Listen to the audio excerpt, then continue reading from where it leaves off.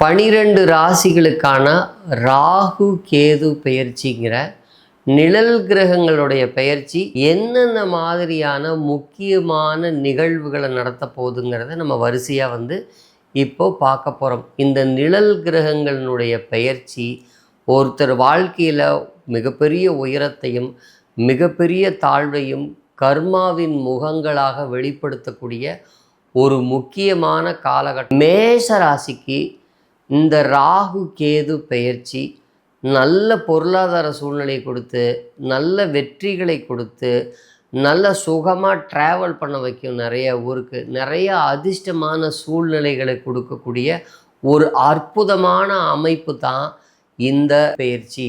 இந்த ராகு பெயர்ச்சிக்கு இந்த கோயிலுக்கு போய் நீங்கள் நான் சொல்கிற மாதிரியான வழிபாடுகளை செய்யும்போது இந்த அதிர்ஷ்டம் இன்னும் 3 மடங்காக உங்களுக்கு மாறப்போகுது. பொருளாதாரம் கொட்டும். தசாபுத்தியும் சேர்ந்துருச்சுன்னு வச்சுக்கோங்க. மிக அற்புதமான ஒரு காலகட்டமாக இது உங்கள் வாழ்க்கையில் மறக்க முடியாத ஒரு காலகட்டமாக நிச்சயம் இருக்கும். உங்கள் குடும்பத்தோட பல இடங்களுக்கு சுற்றிட்டு வரணும்னு நினைக்கிறவங்களுக்கு, அதாவது வெளிநாடு சுற்றுலா போகிறவங்க, வெளி மாநிலம் போகணுங்க, ட்ராவல் நிறைய பண்ணணும்னு நினைக்கிறவங்களுக்கு, அதிர்ஷ்டத்துக்கு மேலே அதைவே தொழிலாக பண்ணுறவங்களுக்கு வாழ்க்கையினுடைய பொருளாதார உச்சத்தையே பார்த்துருவாங்க. அதே சமயத்தில் உங்கள் உறவுகளால் சிறு சிறு மனக்கசப்பு ஏற்படும். உறவுகள் சார்ந்த பாசம் சார்ந்த விஷயத்தில் நீங்கள் போய் நுழையும் பொழுது உங்கள் மனசு கொஞ்சம் பாதிக்கப்படும். அவங்க உங்களுக்கு கொஞ்சம் ஒத்துழைப்பு தரமாட்டாங்க. ஆனால் உங்கள் தனிப்பட்ட பொருளாதாரத்தை வச்சு நீங்கள் ஜாலியாக இருக்கணும்னு நினச்சா அது வேறு ஒரு ஹாப்பினஸை உங்களுக்கு ராகு கொடுக்கறதுக்கு ரெடியாக இருக்கும். அதே சமயத்தில் உங்கள் குழந்தைகள் சம்பந்தமான விஷயத்தில், உங்கள் தகப்பனார் சம்பந்தமான விஷயத்தில், உங்கள் ஆழ் மனசில் நீங்கள் ஏதாவது எவ்வளோ பொருளாதாரம் கிடைச்சாலும், எவ்வளோ சௌக்கியமான சூழ்நிலை கிடைச்சாலும் இது கிடைக்கலையே, இது நடக்கலையேன்னு உங்கள் ஆழ் மனசில் ஏதாவது ஒரு சிறு குறை சிறு வயதினருக்கு இருக்கும். பாருங்கள், இது ஒரு குறிப்பிட்ட வயசு தாண்டிட்டாங்க, ஒரு 55 வயசுக்கு மேலே இருக்காங்கன்னு வச்சுக்கோங்க, அவங்களுக்கு நல்ல ஆன்மீகம் கிடைக்கும், நல்ல பக்தி கிடைக்கும். இந்த காலம் அவங்களுக்கு ஒரு கடவுளே கையை பிடிச்சி கூட்டிகிட்டு போகிற மாதிரியான ஒரு சொர்க்கபுரியாக நிச்சயமாக இருக்கும். உங்களுக்கு நிறைய பொருளாதார வரவு வந்துட்டு இருந்தால் கூட அந்த பொருளாதாரத்தை ஹேண்டில் பண்ணக்கூடிய நிர்வாகத்திறன் இப்போ கொஞ்சம் உங்களுக்கு குறையும். ஆனால் அதை விட பல மடங்கு உங்களுக்கு வருமானம் வர்றதுனால அது உங்களுக்கு பெரிய பாதிப்பாக தெரியாது. நிர்வாகத்தில் கொஞ்சம் இப்போது நீங்கள் எவ்வளவு கண்டிப்பாக இருந்தாலும் கூட உங்கள் பொருளாதார நிர்வாகத்தில் நீங்கள் கொஞ்சம் இப்போது கோட்டை விடுவீங்க. சரி, இதையெல்லாம் சரி கட்டி ஓவர் கம் பண்ணி வர்றதுக்கு என்ன எளிமையான மேசராசிக்கு அப்படி அதிர்ஷ்டத்தை கொடுக்கக்கூடிய உடனடியாக பலன் கொடுக்கக்கூடிய வழிபாட்டு முறைகள் என்ன அப்படின்னா, சங்கடகரா சதுர்த்தி அன்னைக்கு விக்னேஸ்வரருக்கு மலை மேல் இருக்கக்கூடிய உயரமான பகுதியில் இருக்கக்கூடிய விக்னேஸ்வரருக்கு உங்களால் என்ன வழிபாடு பண்ண முடியுமோ, பாலபிஷேகம், தயிர் அபிஷேகம், ஒரு கொழுக்கட்டை படைச்சி 10 பேருக்கு கொடுக்கறதுன்னு இந்த சங்கடகரா சதுர்த்தி வழிபாடு கப்புன்னு பிடிச்சிக்குங்க.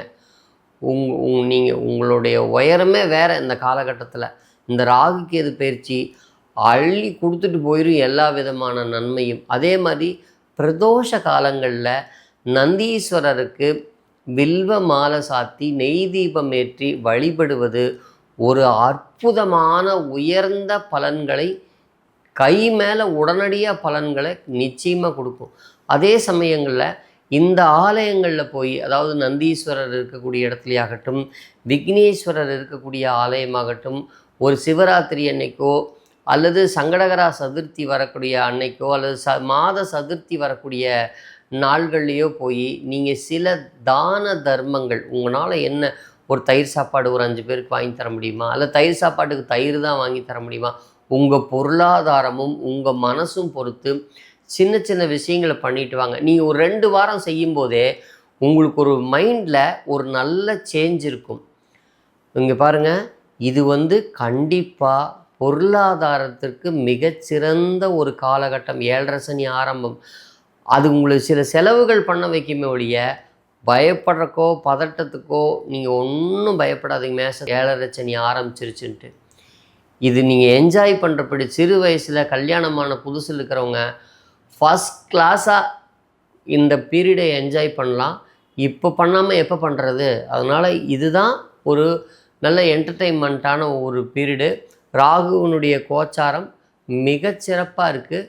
கேதுவினுடைய கோச்சாரம் வயதானவர்களுக்கு ஒரு வரமாகவும், பக்தியில் இருக்கிறவங்களுக்கு ஒரு பொக்கிஷமான காலமாகவும், 2 விதத்துலேயுமே உங்களுக்கு எல்லா நன்மையும் இறைவன் தர உங்களுக்கு காத்திருக்கார். நிழல் கிரகங்கள் பலமாக நின்று உங்களுக்கு நல்ல வரங்களை தரக்கூடிய ஒரு காலகட்டம். நீங்கள் செய்த புண்ணியம், உங்களுடைய நல்ல எண்ணங்கள், உங்கள் மூதாதையர்கள் செஞ்சு வச்சுட்டு போன வழிபாட்டின் பலன்கள் கொடையாக வந்து உங்களுக்கு சந்தோஷத்தை கொடுக்கக்கூடிய ஒரு அற்புதமான காலகட்டம். நல்லா என்ஜாய் பண்ணுங்கள். வாழ்க வளமுடன்.